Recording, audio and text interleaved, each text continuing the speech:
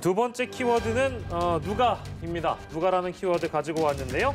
부산시장 보궐선거 예비후보 선거사무소 관련 확진자가 잇따라 발생하면서요. 방역당국에는 비상이 걸렸습니다. 국민의힘 이현주 부산시장 예비후보 사무실 방문자 중 확진자가 발생했는데 방역지침 준수를 소홀히 했다는 지적이 나오는데요. 계속해서 두 분과 함께 이 내용 만나보도록 하겠습니다. 먼저 확진자가 발생했던 이현주 예비후보 선거 캠프 상황 먼저 저희가 좀 짚어볼까 하는데요. 해당 사무실 관련 확진자가 8명이 나온 거고 더 나올 수도 있는 상황이네요. 더 나올 가능성이 있죠. 왜냐하면 참석했던 인원은 70명에 달합니다. 예. 많고요. 이 중에 8명이 나온 거고요. 그리고 또 8명이 계속 활동을 하고 있었다고 전제하면 가족이라든가 지역사회 전파 가능성이 있는 거죠. 앞으로 이제 예의주시해야 되는데 통상 한 서너 명 나오면 금방 한 10명 가까이 되고 이게 2차, 3차 감염까지 만약 차단하지 못하면 문제가 생기는데 요 경우가 조금 문제가 되는 게 골든타임을 놓친 거예요. 늦게 좀 이제 확인이 되고 또 늦게 검사를 받고 그러면서 이제 여기에 참석했던 다수의 인원이 이렇게 이제 움직임, 동선들이 발생한 거죠. 자, 우선 문제는 이렇습니다. 지난달 12월 30일에 한번 모임이 있었고요. 네. 올해 들어와서 5일에 모임이 있었어요.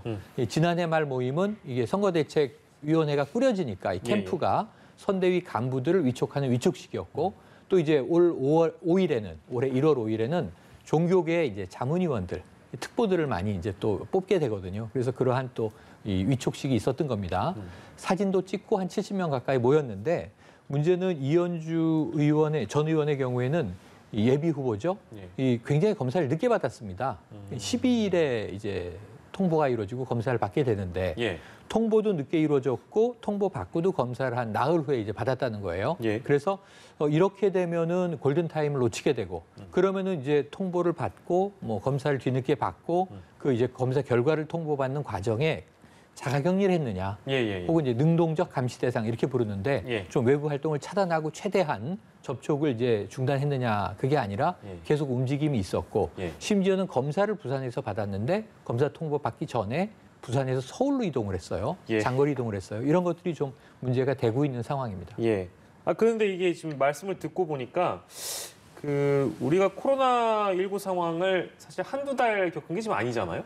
그래서 만약에 이런 상황에 놓였다면 상식적으로 자가격리를 하는 것이 원칙일 텐데 그러지 못하고 지금 말씀 들어보니까 서울까지 갔다 왔다고요? 이건 굉장히 문제가 될 수 있겠는데요? 네, 문제가 될 수 있고 한 가지 지금 보도에 따르면 이런 문제입니다. 이 캠프 측에서 확진자가 나왔습니다. 접촉한 명단들을 내시죠 했는데 처음에 제출한 명단에는 이현주 예비후보는 빠져 있었다는 거예요. 그건 더 문제네요. 그런데 이제 방역 당국에서 부산 진구청입니다. 관할 이제 관청이 이 SNS 사진에는 분명히 이현주 예비후보가 있는 거예요. 그래서 확인을 했더니 그 사진이 맞다. 그 자리에 있었다.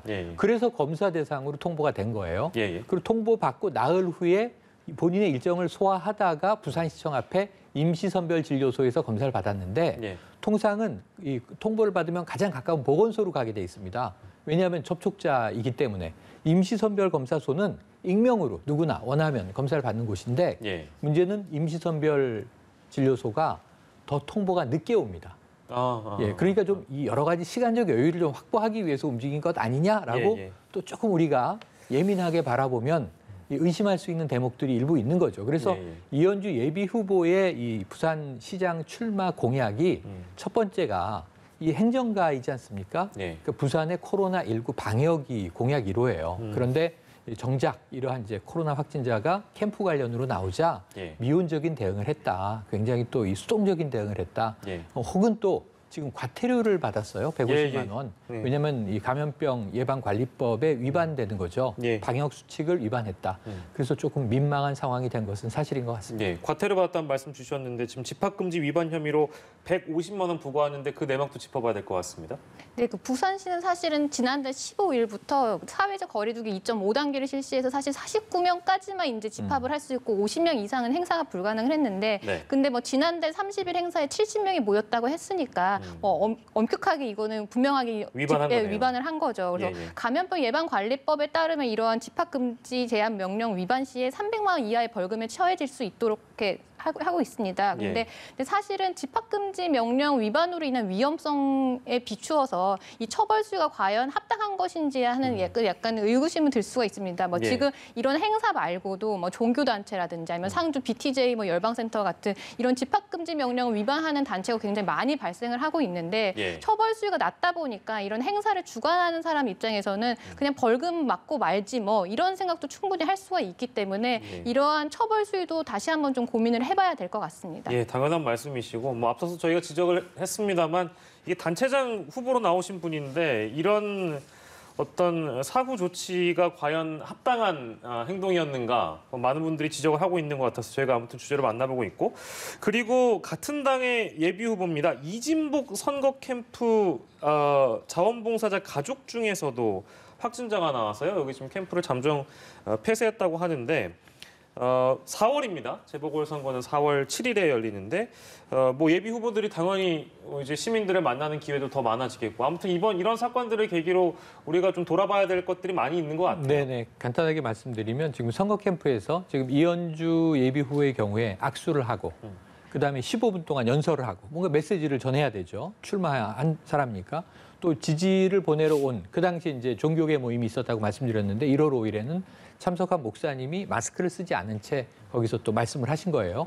이런 게 모두 방역수칙 위반이고 이 반드시 확진자가 나오게 되면 이 심각한 문제가 될 수 있습니다. 구상권 문제도 나오고 우리가 크든 작든 여러 모임과 접촉해서 문제가 터지는데 선거 때는 모든 캠프가 경쟁을 하고 있기 때문에 더 많은 사람을 만나려고 노력하고 더 많은 소통을 하려고 노력을 한단 말이죠. 그래서 1년 전으로 가보시죠. 전국 단위 선거가 4.15 총선이 있었습니다. 올해는 4월 7일 이제 서울과 부산 재보선이지만 지난해에는 전국적으로 선거가 있었음에도 불구하고 큰 문제가 없이 넘어갔어요. 이때 K방역이란 말이 처음 등장합니다. 세계적으로 놀랐고요. 선거를 치르는구나. 왜 그랬냐 하면은 비대면을 최대한 활용한 거죠. 지금 이제 이낙연 민주당 대표가 그때 종로구에 출마해서 황교안 이제 후보와 막 경합을 벌이고 있었는데 거의 대부분 비대면으로 정책이라든가 공약을 냈습니다. 그리고 도는 경우에는 황교안 당시 후보는 뭘 했냐면 소독을 했습니다. 소독을 지역구를 돌면서 그것을 1년이 지난 올해 우리가 좀 잊고 있는 것은 아닌가. 다시 이 지역구의 후보 서울과 이제 부산에 나오신 분들은 굉장히 여러 후보들이 계신데 캠프 방역을 최우선으로 하시고 가급적 비대면으로 이 유권자들과 접촉을 하시고 굳이 오프라인에서 돈다면 방역을 지원하는 활동. 그래서 아까 잠깐 리포트를 보니까 안철수 대표가 이 의사기 때문에 저는 지난해에도 이 모습을 총선 때 잠깐 보였거든요. 대구로 달려갔었어요. 굉장히 잘하는 모습이라고 봅니다. 그래서 이런 좀 방역에 최대한 협조를 하면서 오히려 비대면 접촉을 늘려주시는 방법으로 좀 우리가 바이러스 감염을 피해가시기를 권고를 드립니다. 재보선 이제 출마하시는 예비 후보님들께 더 신경 쓸 게 많아지긴 했습니다만 아무튼 방역 수칙 준수는 앞장서 주시는 게 당연히 맞는 것 같습니다.